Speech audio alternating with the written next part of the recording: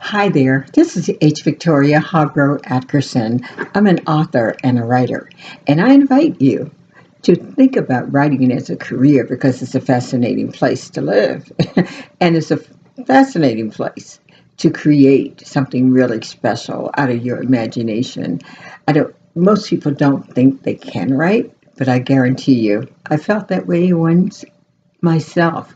But sometimes, if you just take a moment, be alone with yourself. Think about some of the things that are happening in your life or have happened in your life or even in someone else's life that fascinates you.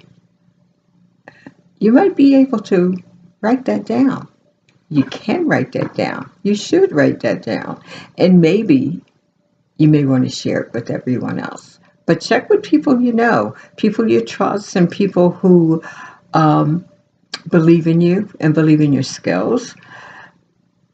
Let them see your work. It happened to me, and it was a very fascinating process how I got here. Um, I wrote for many years, and I never thought about publishing anything until my husband did a dare. How dare you? Disturb me while I'm reading my book. If you can, and I was like, but I need this character is not developed, and he was saying, if you can do better, why don't you write a book yourself? And I'm like, okay. So I went to my computer, hit a print button, and I printed out Walking Among the Kudzu, which was the first book he ever read that I had written. And this is the book. And when he did read it, he discovered that I had some great stories to tell, and he was fascinated. Do you have any more? Because he read this like in one sitting. It didn't take that long. He was a brilliant reader and a very fast reader. I don't know, only know one other person who reads that fast, and that's my sister Jerry, who passed away. I mean, it's unbelievable the way how quickly he got through that. Anyway, you'd be surprised what you can do if you put your mind to it. Just think about it for a moment. Writing is fascinating, and sharing stories with people, whether they're fiction or nonfiction, it's amazing. It's amazing. You'd be surprised what you can do. So take a moment and look at writing as a career if you haven't thought about it. If you need more motivation, look through your family stories because they are usually an impetus for good storytelling and a good basis for any story is reality. So take a look at them and see what you can come up with. Okay. Now, I want to just review my books because one of the things that my husband insisted that we do, no matter where we went, even the day he died, he was like trying to sell my books to the nurses, and he asked me to leave copies of them with the nursing personnel, which I did. Um, he was a real enthusiast, and he didn't mind, asking people. He kept these books by his bedside, and anyone who came by, whether it was a technician or a nurse or a doctor, he was selling these books, which is really great. So I'm going to sell them to you, okay? Because they're terrific stories. So here we are. This is Stones Along the Path. This is one of the first books that I published, and I love this book. There's part one, which is this one, and then there's part two, this one here.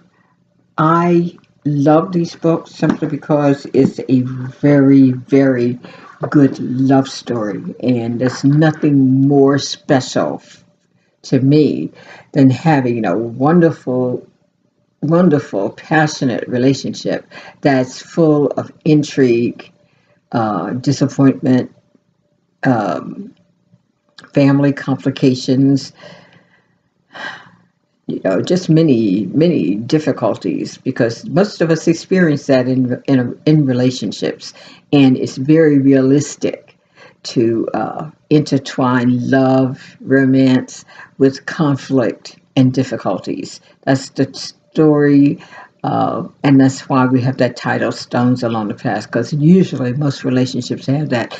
Even as wonderful as my husband was, we had many, many great arguments. And my family, children, daughters, and nieces and nephews, they can tell you, we had some knockdown, drag out. So, but through all of that, what remained was our ability to continue on in our commitment to our relationship. And within that relationship, we had many children to be around that and to be exposed to that kind of a relationship, which is, I think, is a very, very good when you can share that with your children and grandchildren and great grandchildren, because they can use that as a barometer for finding someone they can live happily with. Despite the fact that you have difficulties, it's not a reason not to engage into a relationship or to explore relationships, simply because it's life.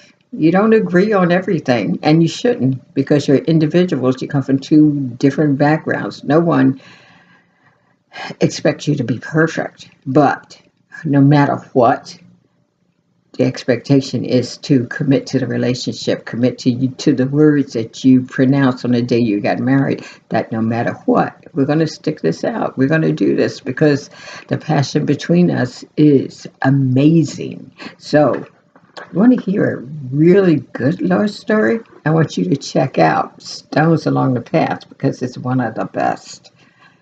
You'll love it. And there's also a lot of information in here about the city of Philadelphia, because one of the places it takes place um, in Philadelphia, and a part of it in Africa. So you get to see different scenes and different scenarios in both countries. That makes a very, very warm and complex relationship, because it's not only is it bicontinental, it's bicultural, because you have an African and an African American who are getting together trying to make a relationship work. One is cooperative, one isn't, So if you want to feel all that excitement, and I think you will love it, just pick up a copy, and take a look at that. And in the meantime, love someone special, and most of all, love to you.